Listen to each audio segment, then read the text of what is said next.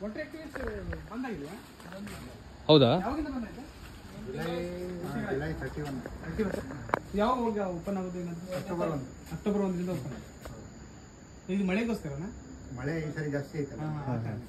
ಅದೇ ಬರೀ river rafting ಅಷ್ಟೇನಾ ಅಥವಾ ಎಲ್ಲ ರಿವರ್ ಎಲ್ಲ ಆಕ್ಟಿವಿಟೀಸ್ ಎಲ್ಲರೂ ಬಂದ್ ಮಾಡಿದ್ದಾರೆ. ಎಲ್ಲ ಹೌದಾ? ಓಹೋ,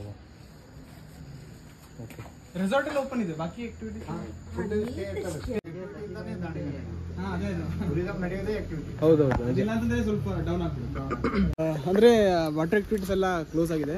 ಸೊ ನೆಕ್ಸ್ಟ್ ಅಕ್ಟೋಬರ್ 1ರಿಂದ ಮತ್ತೆ ಶುರು ಆಗುತ್ತೆ. ಸೊ ಅದ ನಂತರ ಇಲ್ಲಿ ದಾಂಡೇಲಿಯಲ್ಲಿ ವಾಟರ್ ಆಕ್ಟಿವಿಟೀಸು ಮತ್ತೆ ಎಲ್ಲ ರೆಸಾರ್ಟ್ಗಳು ರೀ ಓಪನ್ ಆಗುತ್ತೆ ಅಂತ ಹೇಳ್ಬೋದು. ಸೊ ಇವಾಗೆಲ್ಲ ರೆಸಾರ್ಟ್ ಓಪನ್ ಇದೆ, ಸ್ಟೇ ಮತ್ತೆ ಫುಡ್ ಇರುತ್ತೆ, ಮತ್ತೆ ಜಂಗಲ್ ಸಫಾರಿ ಎಲ್ಲ ಇರುತ್ತೆ. ಬಾಕಿ ನೀವು ಎಲಿಫೆಂಟ್ ವ್ಯೂ ಮತ್ತೆ ಸುತ್ತಮುತ್ತ ಮೊಳಂಗಿ ಪಾರ್ಕ್ ಇದೆಲ್ಲ ನೀವು ಎಂಜಾಯ್ ಮಾಡ್ಬೋದು. ಸೊ ಇದೇ ನಾವಿರುವಂತಹ ಜಾಗ, ಗಣೇಶ್ ಗುಡಿ ಸೆಂಟ್ರಲ್ ಪ್ಲೇಸ್ ಇದ್ದೀವಿ. ಸೊ ಈ ನದಿಗೆ ಅಟ್ಯಾಚ್ ಆಗಿನೇ ಎಲ್ಲ ರೆಸಾರ್ಟ್ಗಳು ಇದೆ.